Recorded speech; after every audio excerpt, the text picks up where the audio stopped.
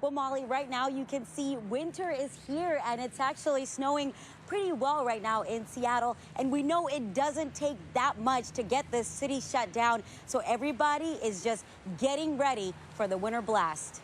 If it's going to snow, let it snow. Seattle is getting ready for what could be winter's fury. And Jim Wakeland is welcoming the snow by staying off the roads. That's the thing that scares me about this stuff is the people driving. It's like, that's the thing that scares me about it more than anything. Paisley and her daughter Bria got some last-minute supplies before hitting the road. It's cold. It's definitely cold outside. We can't wait for the snow. Subaru always gets it through. SDOT crews will be throwing down de-icer on key streets and bridges. Then they'll plow the snow and salt the routes. Sensors on bridges will constantly measure roadway temperatures, and cameras show real-time conditions. I remember years ago when we had that really big one, and I was like, I never want to see snow again.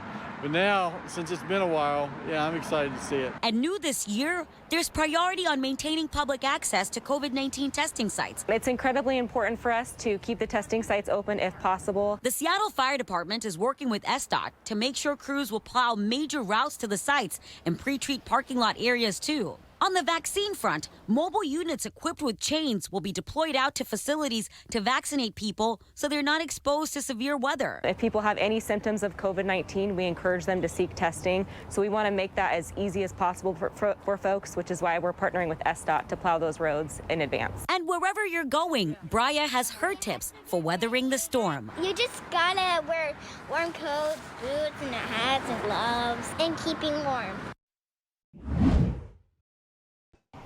I've been waiting for it to snow all year. Flakes are flying in Greenwood. At the Fred Meyer grocery store, Chris Sorelia is stocking up on supplies early before the brunt of the storm hits. To her surprise, pretty normal. There was a shortage of carts, but it didn't seem that crowded.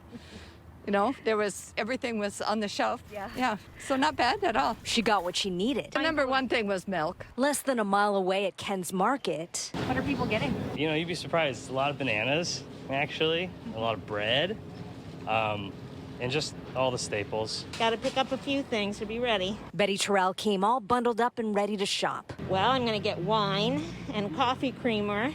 I'm pretty well stocked up on food and everything else. A few doors down at Greenwood Hardware, bags and bags of ice melt are moving fast. The same with snow shovels. We have already sold about half of our supply of snow shovels, but we get shipments twice a week. Stores say they're stocking up as quickly as they can so no one gets left out in the cold. I think everyone, employees and customers, have PTSD from 2019. So, you know, we're just going to go through it like we always do. We're prepared and we have what we need. Back at Fred Meyer, shoppers say they're ready for whatever Mother Nature sends their way.